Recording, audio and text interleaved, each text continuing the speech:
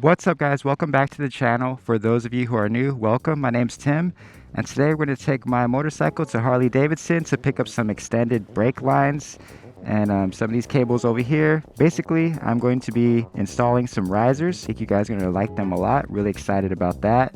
But I have to get all these extended cables to make sure they fit because, you know, these don't have any slack.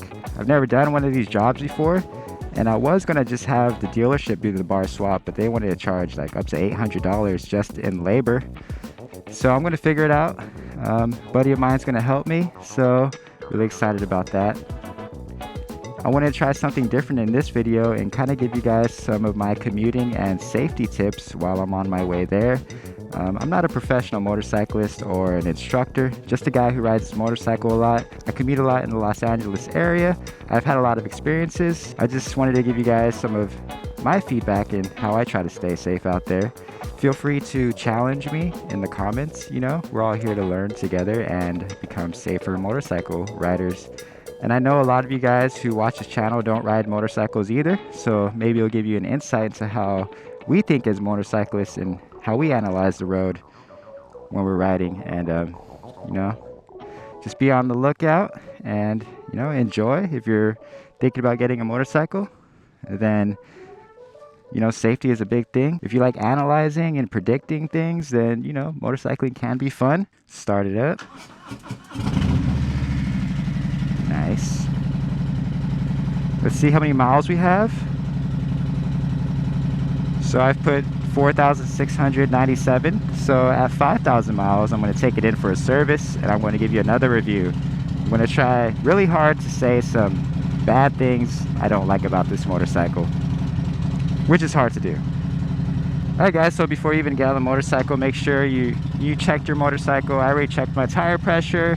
I made sure nothing was leaking. You know, check your belt, your chain, make sure things not loose. Just the basics. T-clock. We can go over that next time. But, you know, make sure everything's secure. If you have luggage, make sure everything's buckled down. Sissy bar bag before you get going. And, you know, always make sure I have enough gas. You just don't want to be surprised.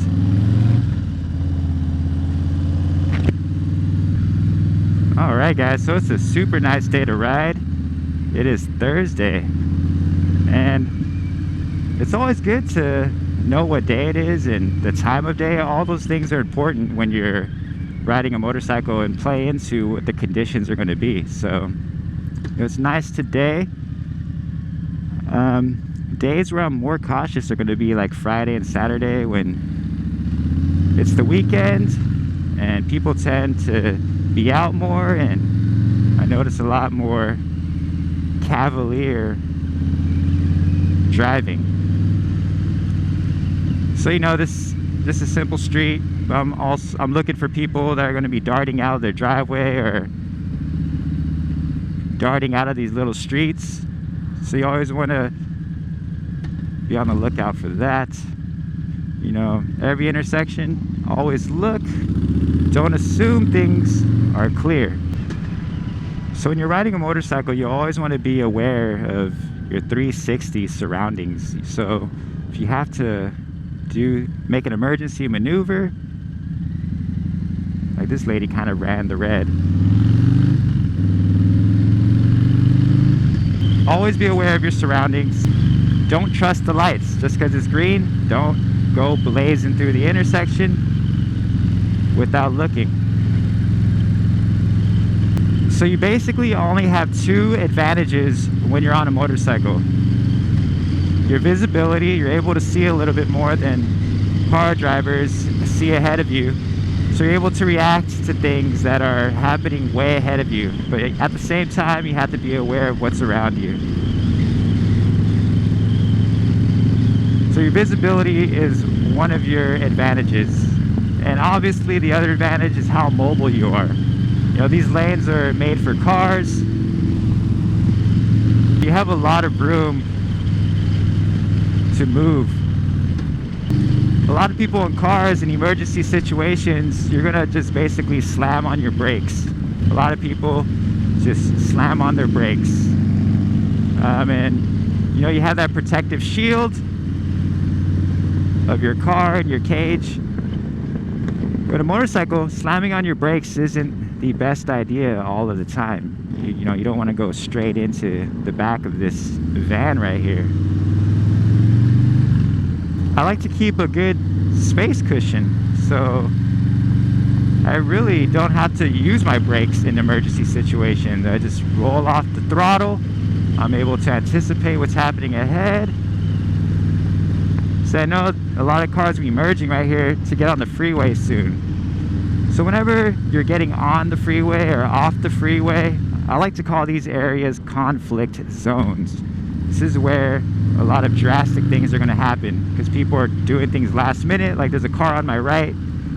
He might need to get in my lane. Actually not. He's good. He's going this way. So we're about to enter the 10 freeway heading east. And if you guys are from this area, you know this freeway is garbage. The road conditions here, just starting on the on-ramp, is just garbage. So I like to flip on my high beams in the daytime, make more visible. Alright guys, so these are the conflict zones. You have to be paying attention.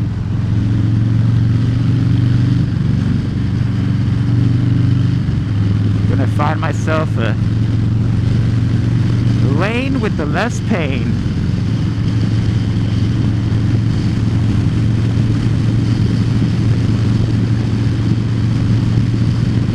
So right now I'm just kind of gauging the flow of traffic. Everyone seems to be going about 80 miles per hour right now. You also always want to use your signal. Even if there's not a lot of cars behind you, you have plenty of space. Use your signal because maybe there's a car, you know, way down the way behind you that didn't see you, but now he sees you. And if he's going to speed up ahead or make moves up ahead, he's aware that there's a motorcyclist up there. So once I find a lane, I tend to just chill in the same lane, make my way over to the carpool. And you know, if you're new to motorcycle riding, then you just gotta find a lane that you're most comfortable with. At first, it's scary to go to the fast lane or the carpool lane, but honestly, in this lane, you have the least to worry about. And as long as you're just chilling and you're not going fast, you have a lot of time to react. So I'm loving these conditions right now. There's not a lot of traffic. No one on my ass, so I can kind of just chill and cruise at the pace I like. I'm always keeping an eye out for things on the road, oil spots or cracks, imperfections, also debris. There's a lot of commercial trucks that go down this way and trucks that don't have things strapped down properly, and just the other day I saw a big ass ladder in the middle of the road. So you always want to be looking well ahead, and you don't want to be going too fast to where things are surprising you. So a lot of people like to debate whether or not you should hover your brake. I mean, I got used to putting 2 fingers over the brake, covering the brake. It took me a while to get comfortable with it. You know, I was just doing it on small streets and getting used to it before I started doing this on the freeway. But basically, if something happens, you're gonna have just fractions of a second to react. So by just keeping your fingers there, you know, you're able to just react right away. I've had situations where before, when I didn't cover the brake, I had to get on the brake and then my fingers would get like stuck or hit the brake lever, and it took me an extra second, you know, to get it up there. So that could have been a really bad situation. So I just got used to putting my fingers there. The only problem with that is, like, say you hit a bump, you might pull on the throttle and jerk the bike, but you just have to find that resting place with your hand where you can just maintain the throttle. Even if you hit a bump, you're going to stay steady. So just practice on keeping a steady throttle if you want to learn how to cover the brake. One of the hardest things I had to get used to when riding a motorcycle is I was always so tense. My hands would get cramped, my neck and my back, just because I was just holding on for dear life. So if you're first starting out, you also just want to relax. That's why you just want to ride within your comfort zone and whatever you're comfortable with, because you want to be relaxed. You know, it's not good to be tense, because when it comes time to react, you're going to be too tense and you're not going to do it on time. Whereas you're relaxed, you know, it's more natural. I'm also paying attention to the type of cars that are out here in front of me. Like, if they're old cars, is there something that can fall off that car that can hit me? And in Priuses, you always have to watch out for Priuses. I'm just kidding, guys. But yeah.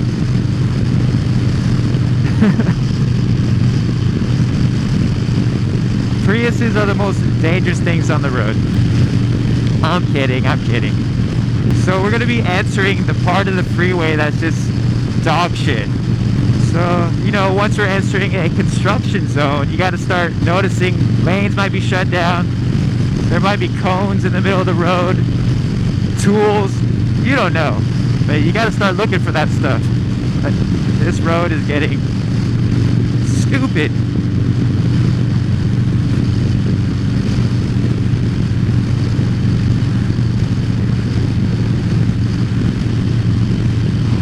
So I would definitely call this a conflict zone. Also a lot of commercial semi-trucks, so be aware of those. Also noticing a red truck coming up behind me kind of fast. So just, you're gonna see him right now, there he goes. Always like to glance in my rear view, see what's behind me, so if I need to get out the way, I know my lane is free. Getting a little tight here. There's open space. This is where cars like to jump in and out.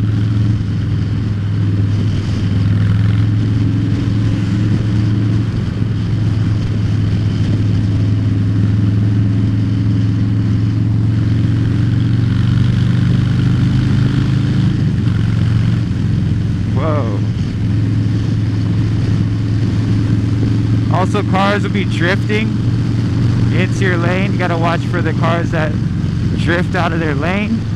Woo! That was bumpy.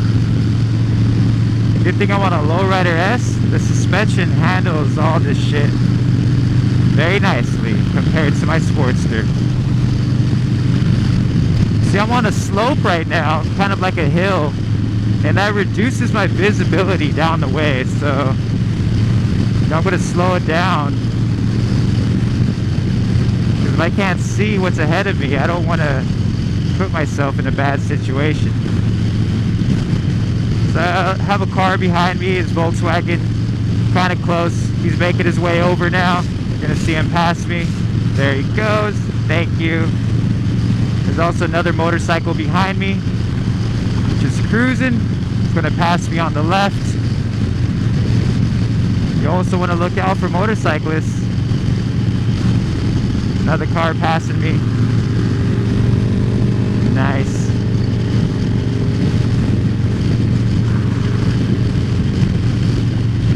Got another muscle car behind me, going fast. He's going to pass me. Didn't use his signal and he passed me really close in the back because he's too cool, you know. He's a cool guy. Don't gotta use his signal. And he likes to pass people really close. A car right here to my left. He's about to make his pass. Alright, now I'm clear from behind. I make my way over. Let these fast drivers do their thing, and so I can have my clear space over here. So in those areas where it gets congested, there's going to be cars trying to get through. And before I would speed up and try to stay ahead of them, but then they're just on your ass the whole time. So I like to let them go around, and that way I can just chill. I feel like if you're good at riding a motorcycle, you won't have to use your brake a lot. You can just roll off the throttle and slow down, and not be in a dangerous situation. So I have plenty of space right here. I like to maintain this space. And if you're gonna make a lane change, always look over your shoulder. Don't ever forget to look over your shoulder. It only takes that one time where you think you're clear and then there's a car right there, and then that's it, guys. There's no room for error out here. Probably gonna have to get gas soon. I'm at 150 miles on this tank. Usually at around 160 the light will come on. Nice and open, guys, but never let your guard down. I love that there's no cars pressuring me from behind, but I'm still glancing over because there's always going to be those bad apples flying down the freeway. So right now, I think it's like 10:30 a.m. and the sun is usually right above my head. And if you don't wear sunglasses or you don't have a shaded visor, it can be blinding. I've gone down this way without sunglasses or shade, and it was so hard to see. I was like squinting the whole time. It was very uncomfortable. So make sure you have some sunshades or sunglasses, because you don't want to be struggling to see. Your sight and sound are going to be your main senses out here. Right now I'm wearing earplugs. Not only will it protect your hearing in the long run, but it cuts out that loud wind noise that can be distracting. And when I put my earplugs in, I can hear my like inner voice, you know, and I feel like I'm more concentrated when I don't have all that wind noise just blaring through my head. So I can hear my inner voice, analyze the road, and I feel like I'm in a more calm state of mind when my earplugs are in. So yeah, today's just kind of like a broad talk about my outlook on riding a motorcycle. If you guys like these type of, you know, safety or commuting tips, and hopefully we can have an open conversation about, you know, safety. I know a lot of you guys are way more experienced than me, been riding for a long time, and I just want to get your knowledge on how you're able to stay safe. There's not a lot of people who ride their bikes, you know, every day, commute. A lot of people ride motorcycles on the weekend. When I pass cars, I like to get over to the left of the lane in case they drift over or get over. I have plenty of space to continue passing them. Make my way to the left and back to center. Some debris. So if you see debris on the road and you're able to dodge it, but then you see a car is about to hit it, you have to anticipate where all that debris is going to end up. A lot of times cars are jumping in and out of lanes really fast, and then boom, they hit like a sofa cushion and it comes flying down your way. And yes, that has happened. It was at night. This car was, you know, kind of just puddle jumping and going through all these lanes, and out of nowhere, couch cushion, he hits it, sends it towards me. You know, I have like a split second to decide which way to swerve. That's why it's important you have that space cushion, or you can see far ahead. Because things will surprise you out of nowhere, man. It happens. And it usually occurs when you're going too fast, or your visibility is not good, it's dark. Ooh, gas is cheap. $2.99 for the good stuff.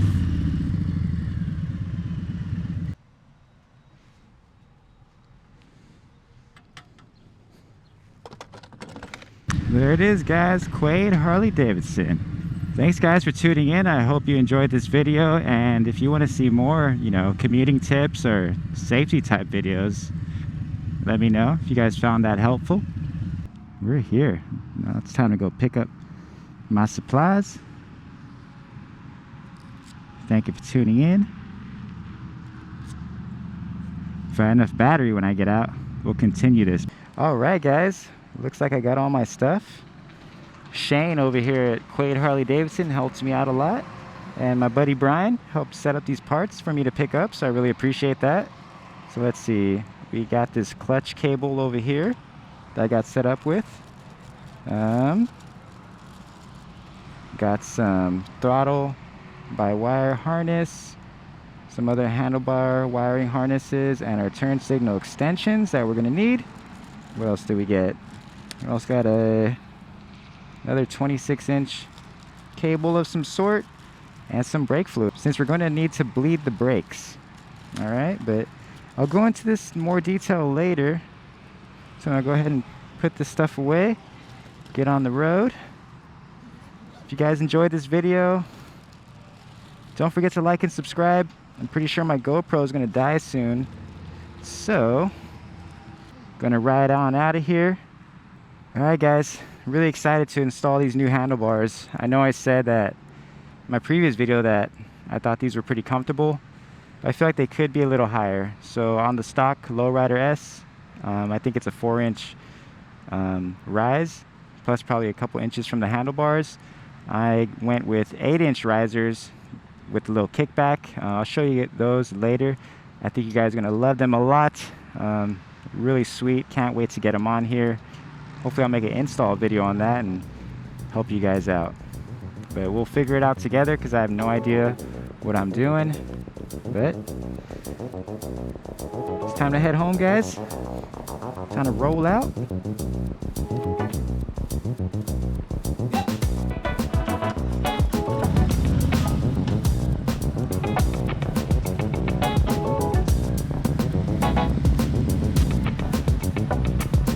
Alright guys, until next time, you have a good one. Peace out. I don't know when my battery's gonna die.